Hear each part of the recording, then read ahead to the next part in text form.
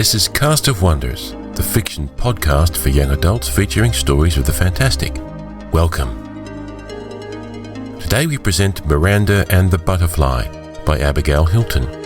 We're very pleased to feature Abigail again. Welcome back. You may remember that Abigail started us off in episode 1 with A Suitable Pet. Abigail is a nurse anaesthetist and writer who lives in Florida. Her works are primarily set in the world of Panamindora and are available as free audio downloads or as ebooks from Amazon, Barnes & Noble and the like. You can listen to her trilogy, The Prophet of Panamindora, for free at www.panamindora.com. Check the show notes for details. And now, we've a tale to tell.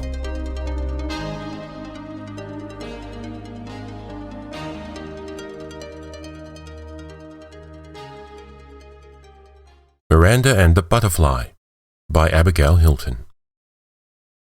When Miranda was 7, she asked her mother whether she had a daddy. Yes, he was a travelling salesman. Her mother sounded so disgusted that Miranda didn't ask again till she was 10. This time her mother said, he was a lousy, no-good lying fairy.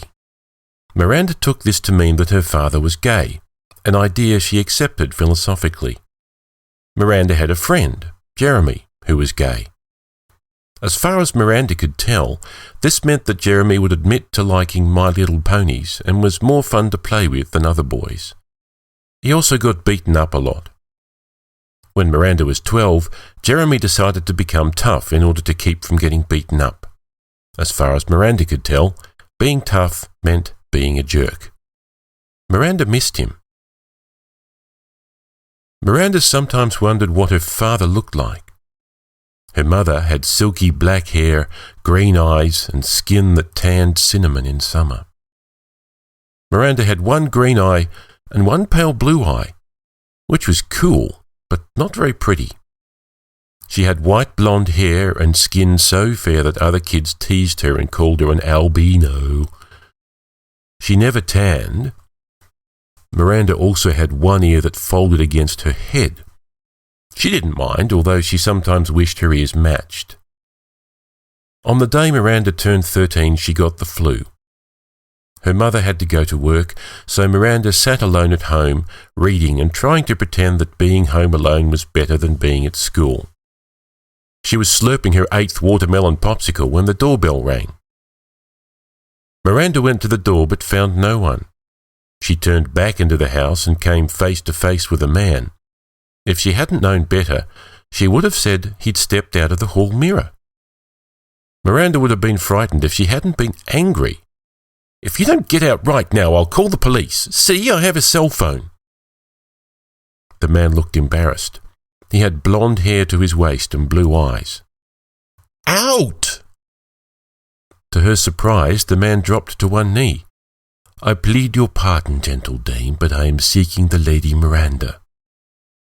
"I'm Miranda. You're weird. Get off my floor." He looked up, eyes searching her face.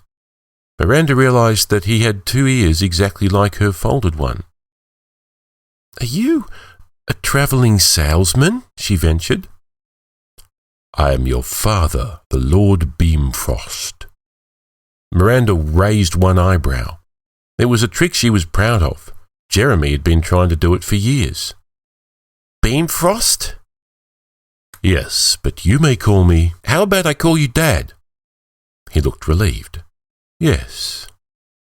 "Dad, you can stand up. Let's talk outside."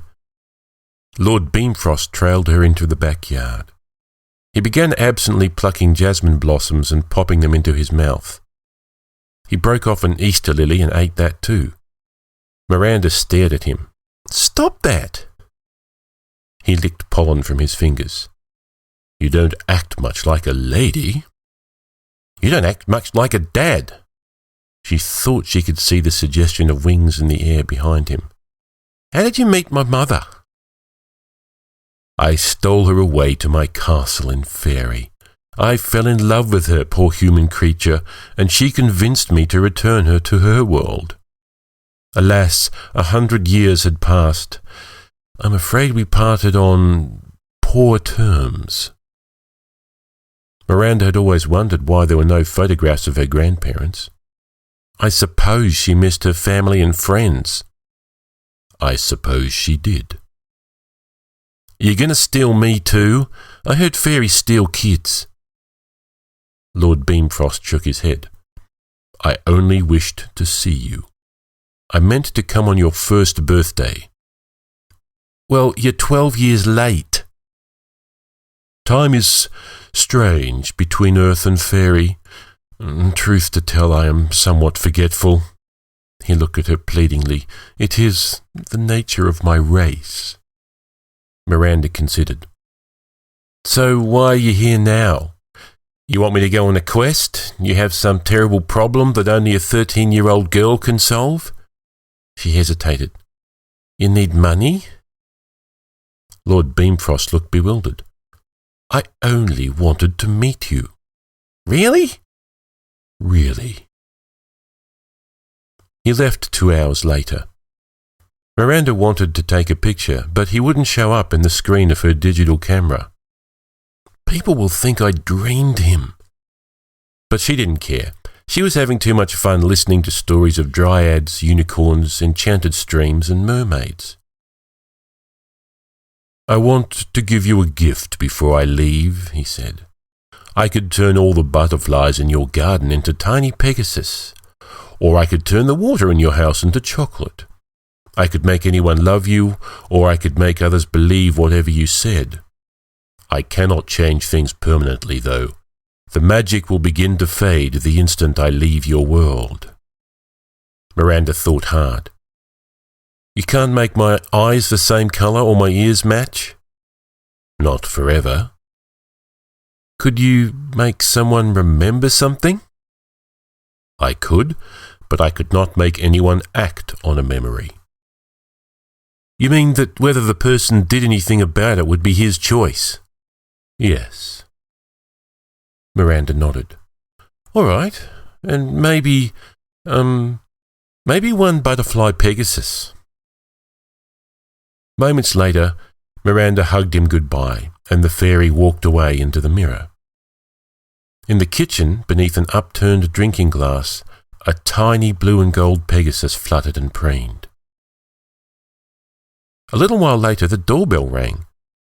Miranda found Jeremy on the front step. He didn't quite meet her eyes. I heard you were sick, and I remembered it's your birthday. Miranda raised one eyebrow. Jeremy handed her a wrapped box. Inside, she found a My Little Pony. Miranda hadn't played with ponies in more than a year, but she knew it wasn't really a toy. It was a peace offering.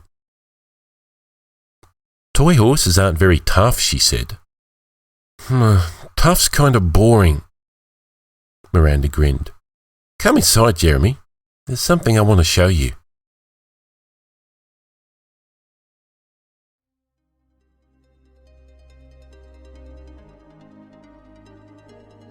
And so ends Miranda and the Butterfly. Please come tell us what you thought of the story in the forums. We'd love to hear from you. Cast of Wonders is a production of Wolfsbane Publishing. The editor is Barry J. Northern. The audio producer and host is Graham Dunlop. It's released under a Creative Commons Attribution, Non-Commercial, No Derivatives license. Share it, but don't change or sell it. Theme is Appeal to Heavens by Alexei Nov from musicalley.com.